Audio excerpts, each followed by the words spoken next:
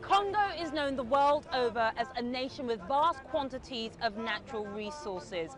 Gold, silver, timber, copper, tin, coltan, resources that have changed the face of the Western world, but resources that have brought nothing but chaos to most Congolese people, fueling war, corruption, dictatorship, and violence.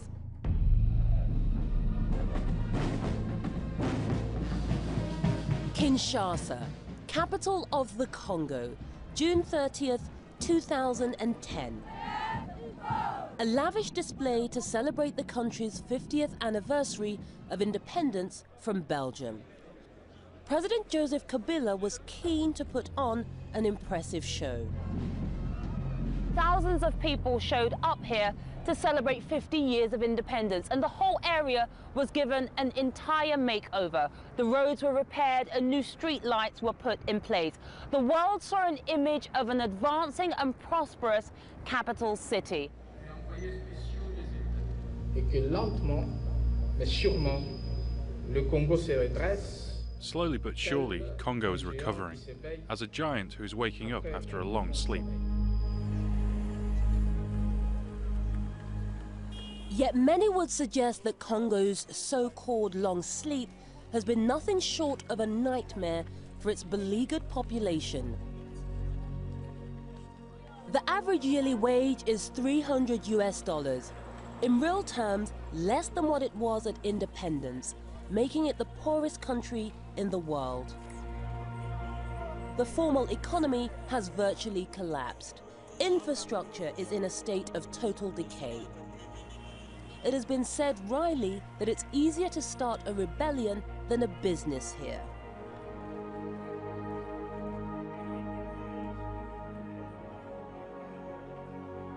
And in the east of the country, a long-running conflict that has claimed the lives of over 5 million and drawn in neighboring Rwanda and Uganda, fueled by rebel groups and conflict minerals. We compare today after 50 years, there is a sunk. It's really a shift going down. Things are worsening instead of improving.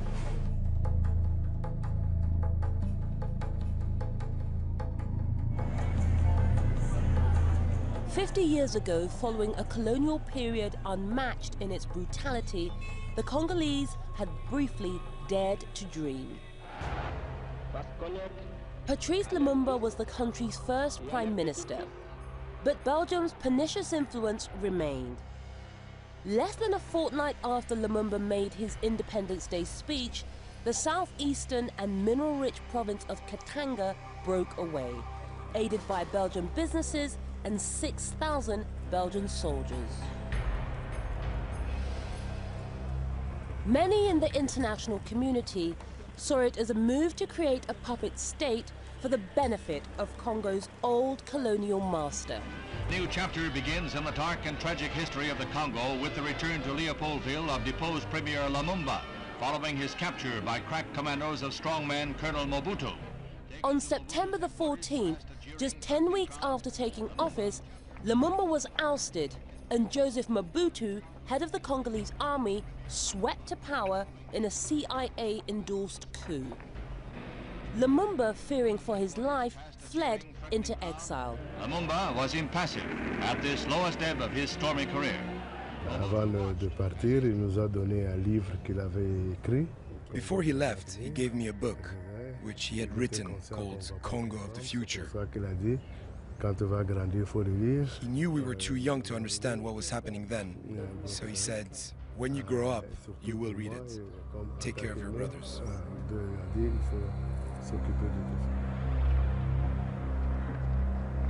It was to be Francois Lumumba's last memory of his father, who was executed by a Belgian-sponsored firing squad in January 1961, leading to a neo-colonial restoration under the Mobutu dictatorship. Congo's period of independence had lasted a mere 76 days, but now they would be and would remain at the mercy of foreign powers.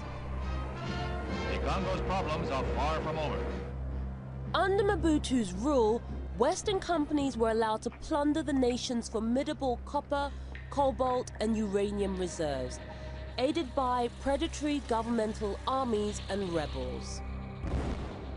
It was no respect for the physical integrity. It was no respect for the rule of law. It was, I mean, the fact that other countries entered in Congo just to take Congo and try to keep its wealth. And that's what was put in the history of Congo in '61 and lasted so many years. And President Joseph Mobutu profited more than most. He would go on to rule the nation for the next 32 years, becoming one of Africa's most notorious and most wealthy dictators. C'était pas seulement un régime dictatorial, c'était aussi It wasn't just a dictatorial regime. It was also a corrupt regime. exploité, qui volait, One that despoiled, that stole the country's riches with unfair contracts. illégal et tout ça. President Mobutu's villa here is worth $5 million. By the time of his death in 1997, Mobutu had amassed a personal fortune of over $8 billion, a sum roughly equivalent to the size of the country's national debt. He put private businesses in state hands, then gave them to friends and relatives who plundered cash and assets. Ultimately, some 75% of the nation's annual budget was allotted to so-called presidential private expenses.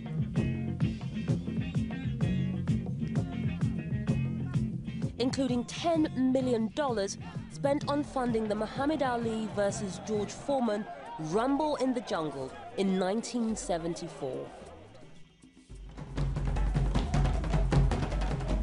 Mobutu was overthrown in 1997 by Laurent Kabila and was dead within months.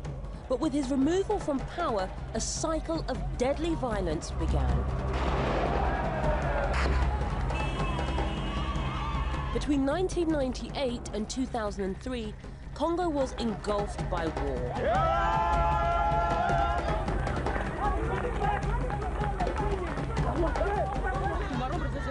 5 million people, mainly civilians, lost their lives.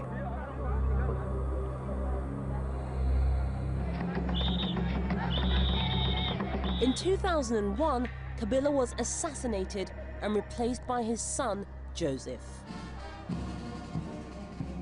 Both father and son have since been accused of perpetrating terrifying human rights abuses as they fought desperately to hold on to power. But charges have never been brought. In Congo, justice is an all too rare commodity. For 50 years, Francois Lumumba has been wondering about the truth behind his father's death. Now, with the help of Belgian lawyers, he hopes that those responsible will be named at last. Et on s'interroge toujours, est-ce que c'était suffisant parce que We're still wondering why, just because Patrice Lumumba, our father, didn't have the same reading that the Belgians had of the history of Congo. Was that enough to get him murdered? est-ce que c'était suffisant qu'il soit assassiné, qu'on le terre, déterré? And for that, he was buried. He was dug up, his body was dissolved in chemicals. I'd like to know how things could reach such extremes simply because he dared to give his reading. It's unacceptable. Pour terminer, je dirais que To conclude, I will say that we have the right of memory, like other people of the world have the right to memory.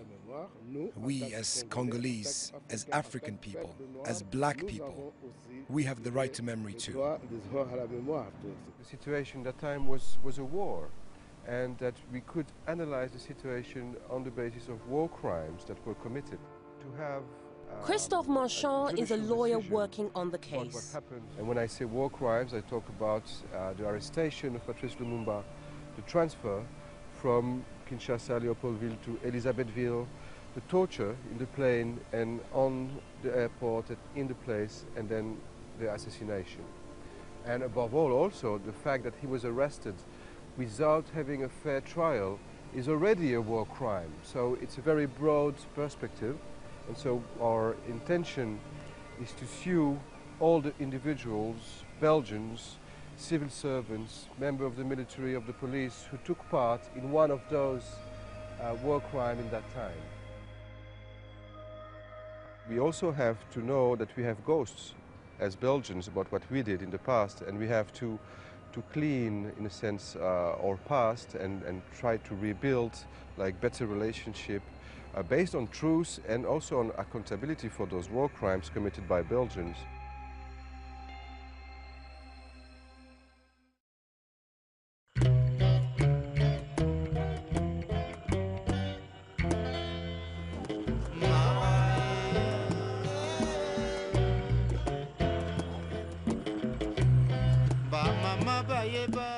British explorer Henry Morton Stanley was the first European to set foot in the Congo in 1877.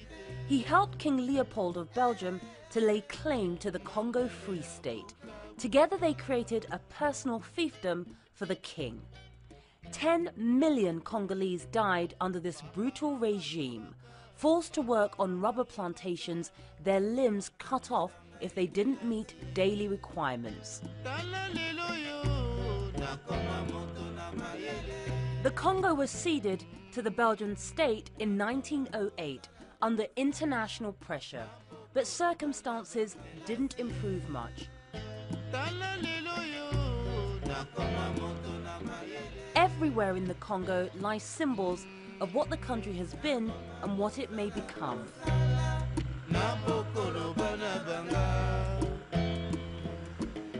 The National Art Gallery, once the site of Mobutu's home, still houses colonial artifacts, including a statue of Henry Morton Stanley, the explorer who first opened up the nation to European exploitation. Il est fort probable. It is very probable that this statue was the first to be torn down. We're not sure how to deal with colonial monuments. Little wonder, given the unpopularity of the architects of Congolese colonialism. Look at the feet. Look at the feet. See how this statue has been abused? They were torn off violently, very violently. This Stanley statue used to be on the top of the hill. Mobutu decided to remove all colonial monuments. Everything that represents the colonization of the West has been replaced with Congolese symbols.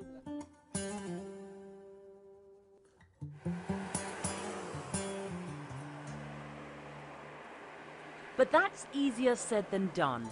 As Congo's commercial exploitation continues, all across the capital, Kinshasa, mobile phone hoardings dot the landscape.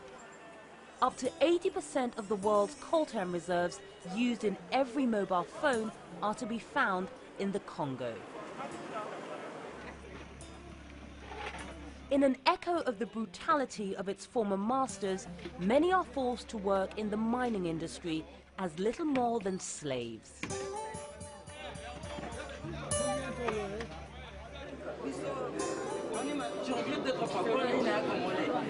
These workers have showed up at the Labour Ministry to complain about the fact that they haven't received salaries for 3 months. And our translator is telling us that they've actually been protesting outside the offices of the Minister of Labour for 3 months. Every single day they've been here asking questions about why they haven't received their salaries, and you can see they're quite angry.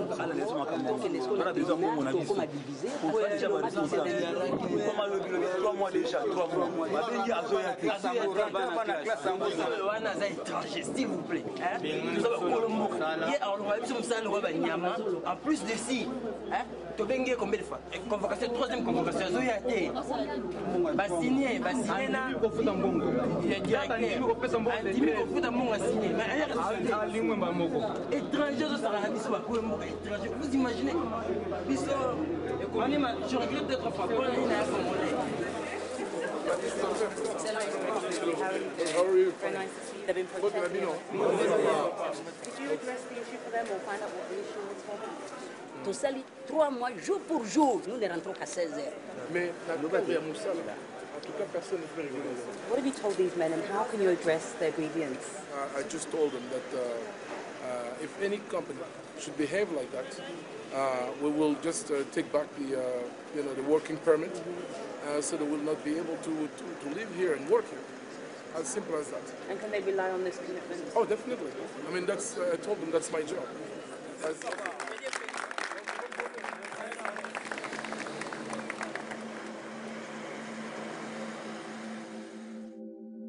With no security. The minister is Nzanga Mobutu, son of Joseph Mobutu. Nzanga Mobutu is deputy prime minister in Joseph Kabila's coalition government. How do you fight corruption in a country so vast? Corruption is made by men, not only in Congo, but elsewhere, but probably at a lesser degree. In order to address that, you need to have a political conviction. You can't let people, not even one person, be corrupt. Our constitution protects the rights of everyone, but everyone needs to know that they have duties. They have rights, but they have duties as well. And as long as people won't go to jail because of those acts of corruption, things won't change. And when it comes to your personal situation, your personal family, your father, of course, everybody knows that your father has been accused of stealing billions and billions of dollars from the DRC. A lot of this money, people say, is still in Swiss banks. How do you respond when you hear those accusations? I always said one thing about that. You can only accuse somebody if you can prove that. And as of today, nothing was proved. You're talking about funds that were deposited in Switzerland. I can tell you now, because it's been the Swiss courts, after more than 10 years, they had to announce they had no proofs of such allegations. And I'd be very interested to know where those so-called billions were. So I'm more of a pragmatic man. So I would never accuse anybody. Personally, in your heart, do you believe that your father stole public money? No, because simply because, like I said, there were never proof. What people have to understand, there were a lot of money that were spent, on security, on big projects that are still valuable today, that would help Congo develop. I know what leader he was. He's been criticized for many things, but also he maintained the unity of this country. He maintained peace in this country. He's done lots of things that were good for this country. I'm not saying, he didn't commit any mistakes, but he was the leader.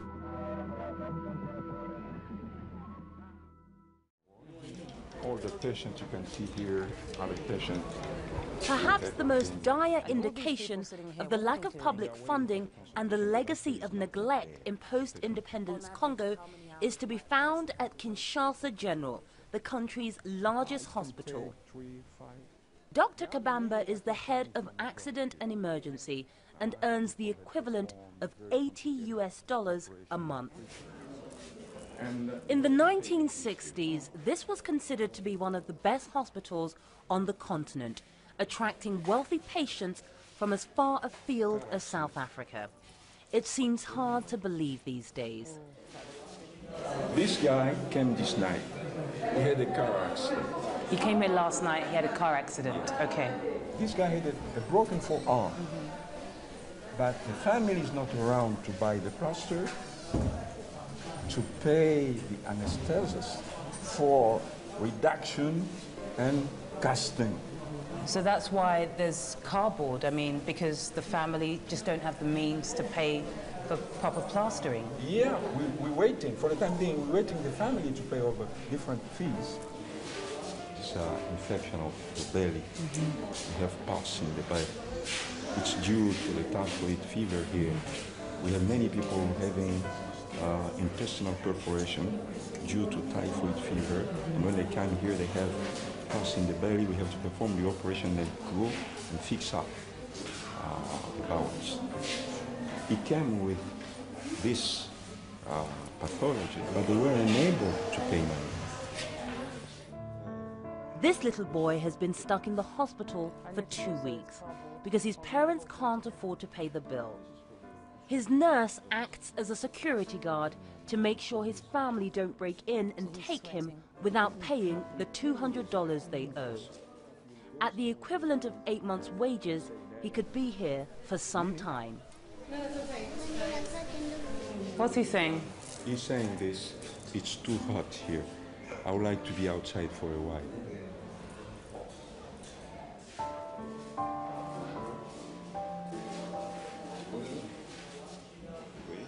You have the picture. That picture is a general picture of all the hospitals. In Congo? In Congo. I'm sure that you'll go somewhere where they're going to hide and say, no, we're treating our people, we are improving. Such a thing couldn't happen 10 years ago. The conditions are absolutely terrible. It's extremely dirty in here. There's no air conditioning, there's broken windows. It's obvious that it hasn't been cleaned for a long time. And most of the medical staff are basically putting together bits of medical equipment for people because they don't have the resources. I mean, cardboard is being used to stabilize broken bones, for example. There's a lack of medicine. Patients here are forced to pay first. It may just be $10 or $20 before they get any treatment. And he says people die as a consequence. We still have the same system. Mobutu was putting a lot of money for his army. They are putting a lot of money for the army. Mobutu was devoting a lot of money for the security service. That's not the same thing we have today. So when you see that, no difference. That's why we fought Mobutu the past time, saying this is a dictator. And we somehow thought that those who are coming here now will be different from this guy. We couldn't imagine that we'll have a worse regime than Mobutu's.